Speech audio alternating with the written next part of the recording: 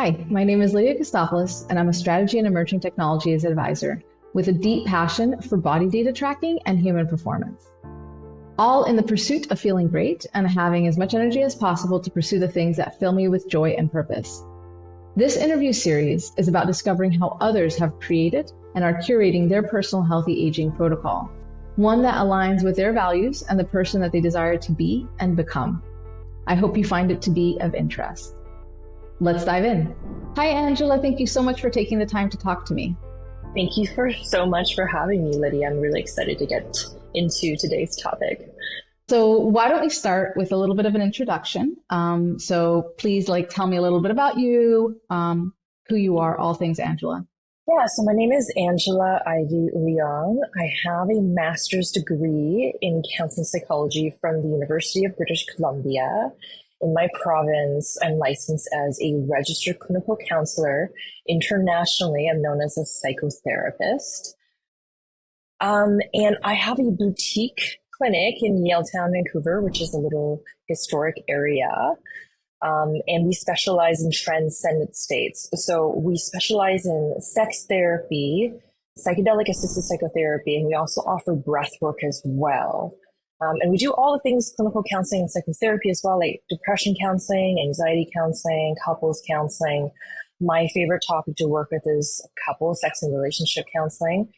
But we do all the other mental health things as well. That's awesome. I imagine your healthy aging protocol includes something around maintaining your mental health. So tell me, what is your healthy aging protocol? How do you go about it? How would you define it? Tell me about it. So there's many parts. I mean, we do talk about this a lot in clinical practice. Probably the thing that we talk about the most with clients is sleep, right? Because I say sleep is the foundation. How are you getting to sleep? What is your sleep routine? Do you have a way to let go of all your thoughts into a piece of paper so that you're not distracted by the millions of things that are running through your mind, your to-do list? That's usually a top thing in my evening to make sure that I'm winding down for sleep. Movements, in the evening, I don't go to the gym. A lot of people say oh, it's fine. I think it's right. For me, I definitely need something a little bit slower. My day is pretty high paced. So I need something very slow, like either yin yoga. If I can get away to stay over at a friend's place, I have a really good friend that lives by the ocean. We do a sauna and a cold plunge. No bright lights. I definitely avoid any sort of fluorescent lighting.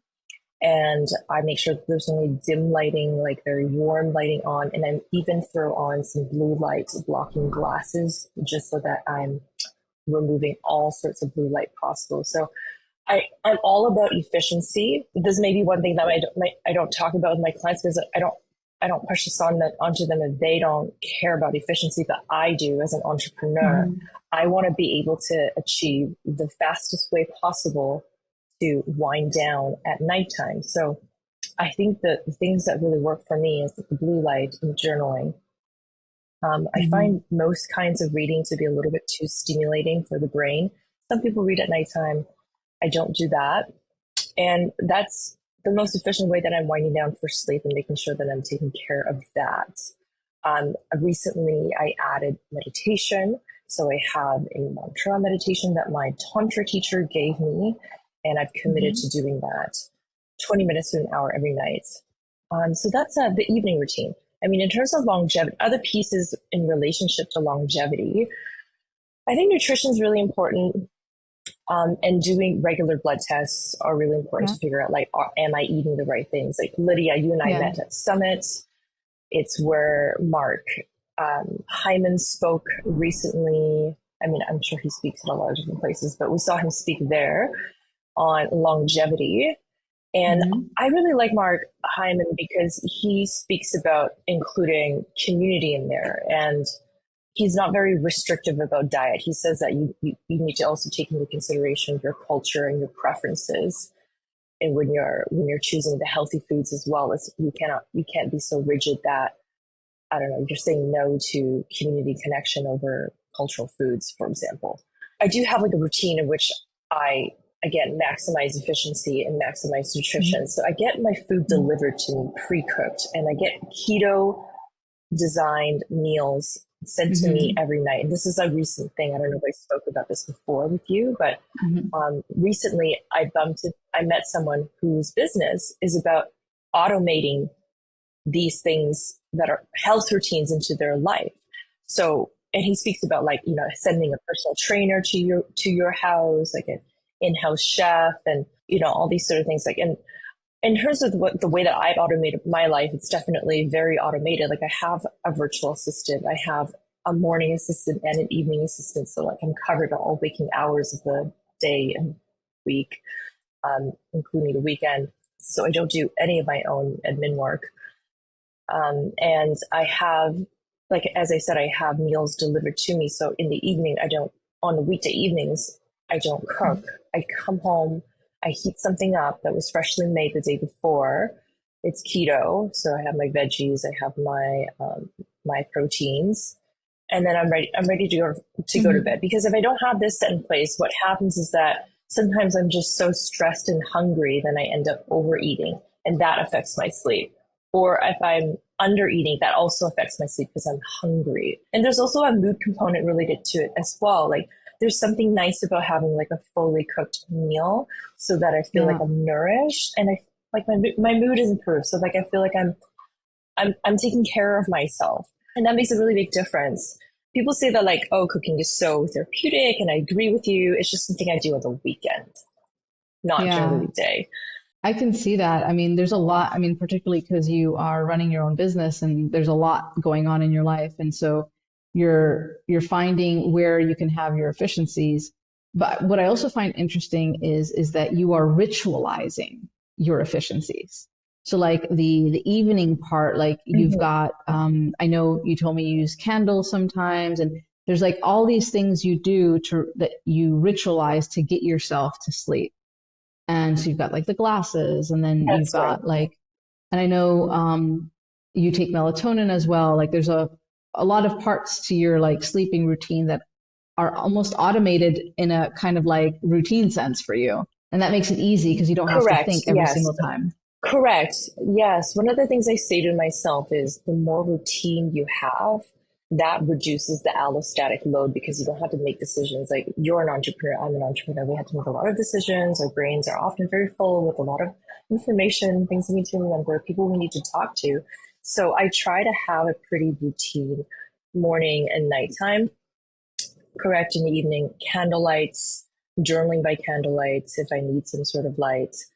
And sometimes these days, because I live in the city, actually, I realize it's actually it's bright enough for me to not even need candlelight because all the city lights are on at Hmm. nighttime. I use eye shades to kind of reduce, to make it even darker for me. Yes. And I do use 300 mcgs of melatonin because, again, because I live in the city, it's just hard to fully reduce all the light so that your body's like, okay, it's time to go to bed. I emphasize so much of the sleep at nighttime because it is a really big part of like everything else that we do. Like, if we don't get quality sleep, then we don't make good food choices, and we're not as motivated to go to the gym and do other things in our day.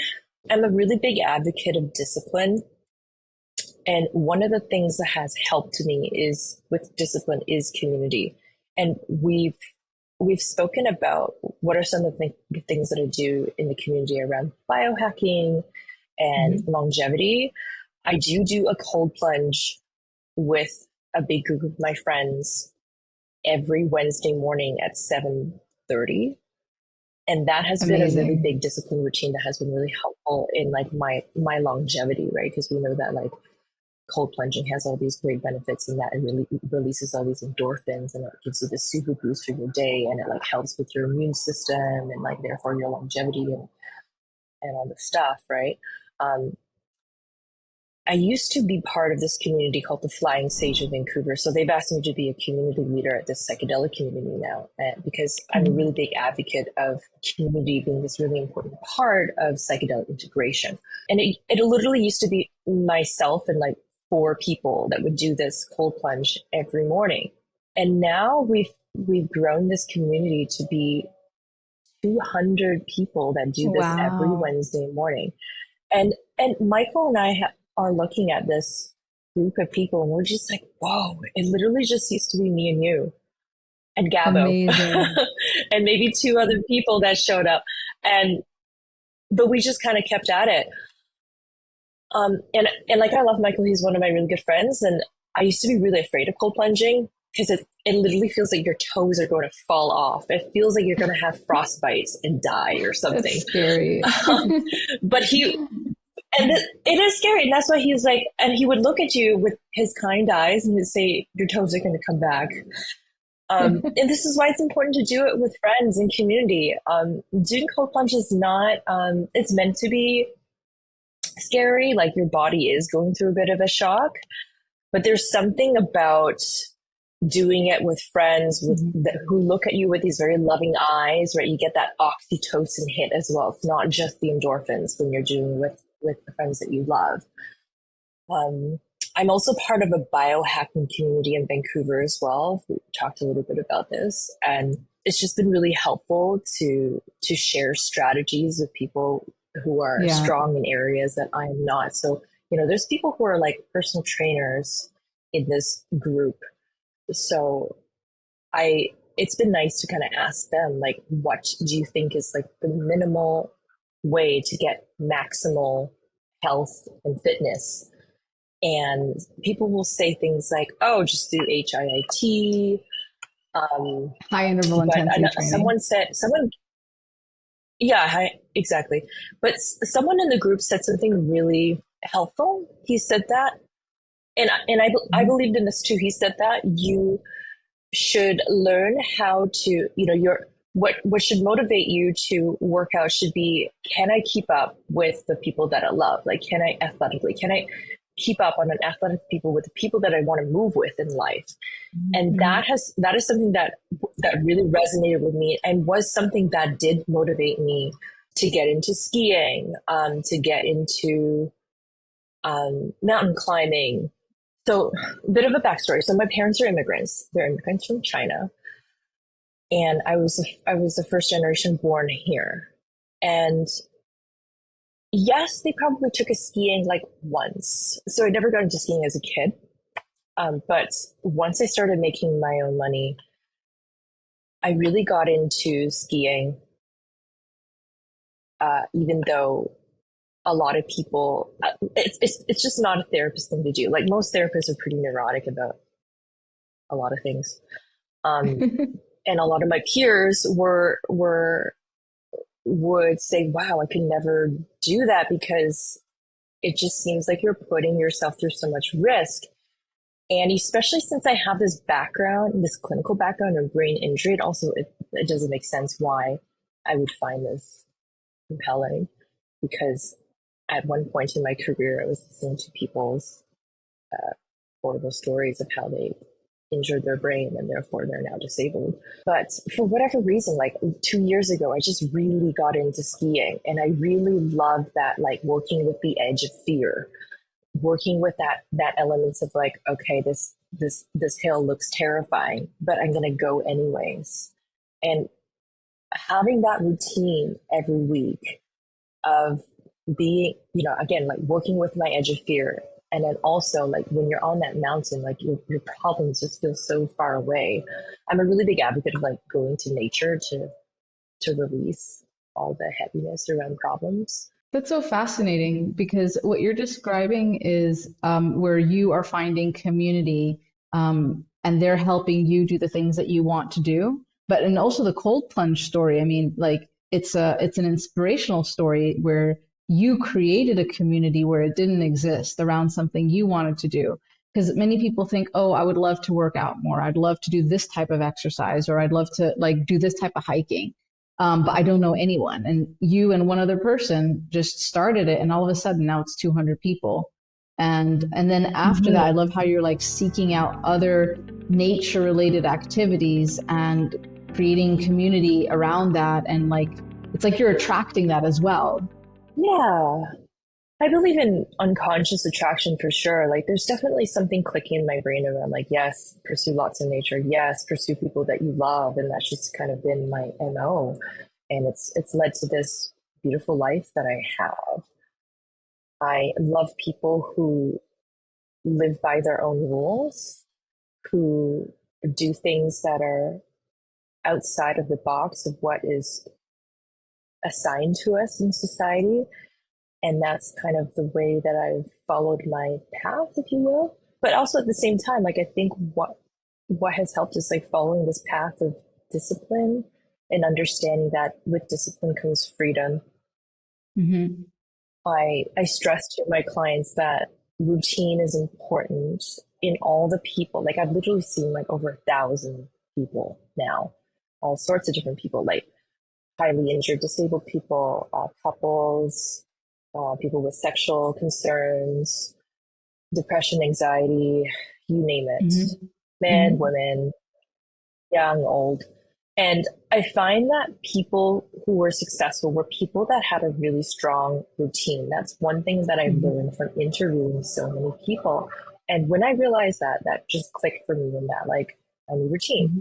And what helps with adhering to routine is social accountability. So when you have a social group that's like doing the thing that you want to be doing, like, oh, I really admire this person for like working out as much as they do, or like weekly cold plunges, like go to that.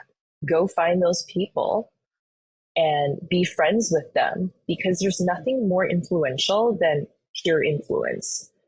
Yeah. That's how I quit drinking alcohol.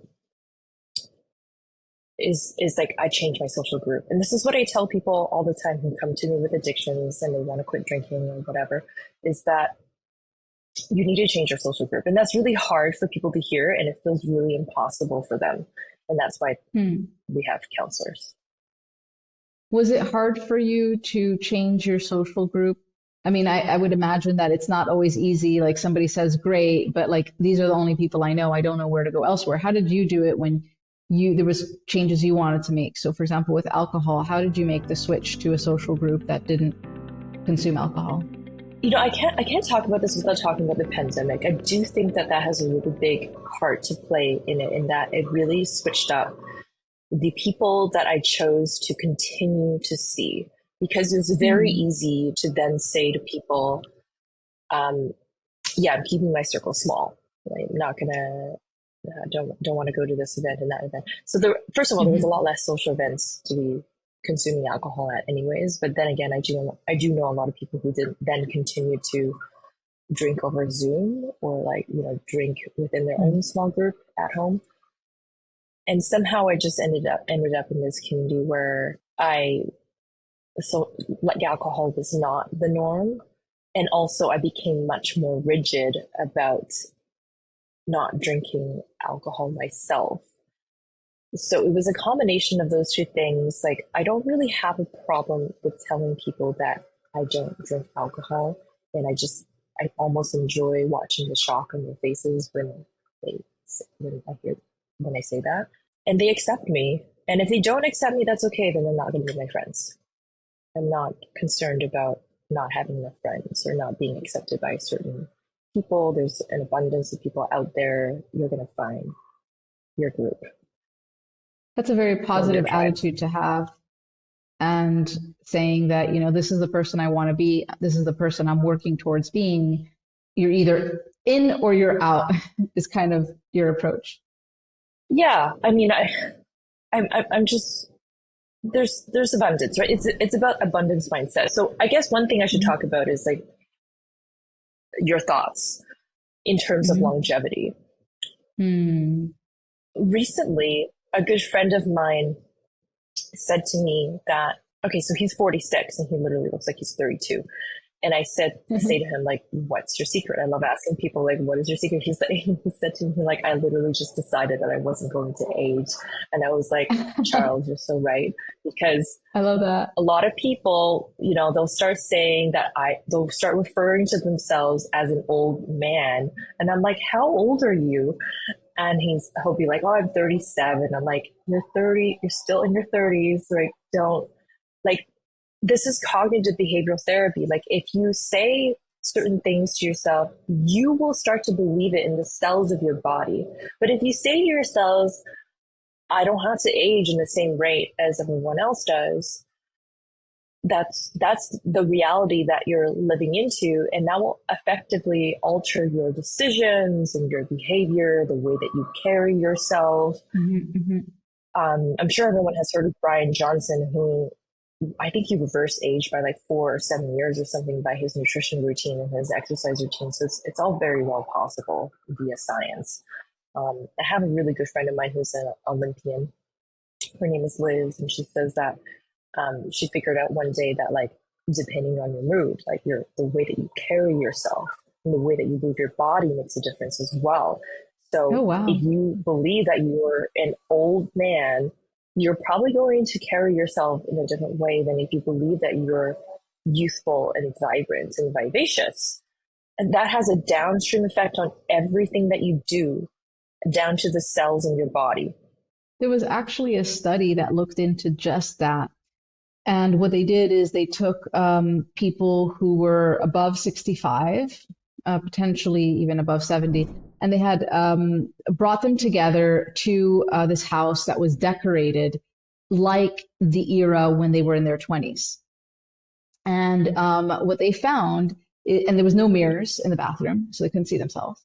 And they found that they started to kind of act differently, and the kind of pains that they came with, they didn't leave with them, and they just kind of were like more joyful, and like even their, like, as you talked about body language, their body language even was more youthful than it was before. So I thought that was really fascinating and totally correlates to your observations that you've seen. So yeah, so I take it that you have also Mm-hmm. subscribed to this and seeing yourself as eternally youthful. Yeah, you don't have to. I definitely don't put myself in the category of someone who's aging. I still feel like my body still feels like I'm 27. People tell me I still look like I'm 27. And I think I'm just going to decide from this point onwards, I'm just going to be 27 forever. I love that. That's wonderful. So, if I Yeah. had to summarize your healthy aging protocol, I would say that it's routines for efficiency, backed by or supported by social accountability, and being true and authentic to yourself. Correct. And one thing we didn't talk about is that we need to talk about sex and how I Okay. incorporate that into my healthy aging routine. Okay. Tell And I me. don't mean to make this an afterthought. It's just that there's all these things that I do, and sex is part of it. Right. In ancient Chinese culture, there is a teaching called the white tigress. And white Hmm. tigresses believe that the more sex that they have and the more chi energy and the more qing energy that they collect, this could result in immortality. So this is a very ancient book. I mean, we don't really think of, we can think of it as a parable for longevity. And if you break it down to a scientific level, you can think of it as sex, again, releases all these good feeling hormones, all these endorphins, all this oxytocin. It improves your mood. We know this in science. Hmm. And people forget that. People forget to include this as part of their weekly or daily routine. I certainly include it as a very big part of my life. It's a very big part of the way that I decompress on the weekends, is by connecting sexually with a partner that I feel safe with. And in this book, she actually talks about, as a female, if you consume semen, that is sexual energy that you're consuming. So chi energy and qing energy that you're consuming and bringing into your body for your longevity or immortality. So we live in an era where fewer and fewer people are actually having sex. And so, how do you go about connecting with people? Like, and also like COVID, post COVID, there's people aren't like connecting in person as much. So, how do you find people? How do you go about the whole kind of like pre intimacy, so to speak, creating relationships that could lead to that? Okay, I want to talk about something else in terms of like, how do you create like a safe container for you to be 100% open to someone sexually, I want to talk about how consent is really important, because consent is like honoring the divine in the other person. Like when you're asking for very explicit consent to enter someone sexually, you're saying, I honor the divine in you and I respect you at that level. And so I think that that's important to kind of mention. But you're kind of talking about how do you even make those connections to begin with. Is that right? Yeah, because we live in an era of Yeah. loneliness. There's a loneliness epidemic. And so I just wonder how you socially go about like meeting people and building that sense of intimacy that would create that atmosphere to have sex. Yeah, I think that goes back to psychology, right? Again, it's like, how do you hold yourself? How do you engage with the world? And if your mental health is not in tip-top shape, then you're not fully engaging with the world. You're not fully being embodied, right? When people are traumatized, they're often dissociated. They're not in their bodies, right? And when you're not embodied, people feel that. People experience that. You're not in your body, you're somewhere else. And then therefore, the quality of your hugs are different. Like the amount of eye contact that you make is different. When people are ashamed, they don't make as much eye contact. They're usually looking at the floor, or they're looking around them at the ceiling or something, and they struggle with like holding that eye contact. So in Tantra, which I'm trained in, I'm actually a level 2 certified Tantra practitioner, and I incorporate a lot of these teachings into sex therapy, which again makes us kind of more niche within the sex therapy world in Vancouver. I teach people that you can't ignore the fact that when you're trying to engage with someone deeply, there is an energetic way of connecting. It's hard to name because you can't see it, but it's there. And some people's energetic frequencies are going to feel different to you than other people. And it would be helpful for one to kind of notice that that is what's happening. And it'd be helpful before you even engage in the act of sexual connection to spend a bit of time sitting with your root chakras, so meditation posture, right? Root chakras to the floor or to the bed, and to face each other, shoulder to shoulder and eye to eye. And you'll notice how vulnerable that feels to sit in that way. A lot of people don't even, they're not used to this, and they're engaging with their partner in a completely different way. Like, and if you allow yourself to notice, you would notice like, oh, this feels like there's a different kind of quality. Like on a scientific level, you're actually engaging from your entire nervous system to nervous system, like the front of your nervous system to the front of your, and this is how moms and babies will connect to regulate each other. You're regulating each other's nervous systems by engaging in this way. So I think that that's important to mention if you're talking about how do we connect. The first is like looking at your own psychology, and then having the, I guess, is it confidence, or is it like remembering, or is it like understanding that these practices have value and they work. That's really fascinating. Thank you for sharing that. So I think, thanks for asking. With that, I think we'll wrap up your healthy aging protocol. So to recap, it's routines for efficiency backed by social accountability with intimacy and sex as part of it, right?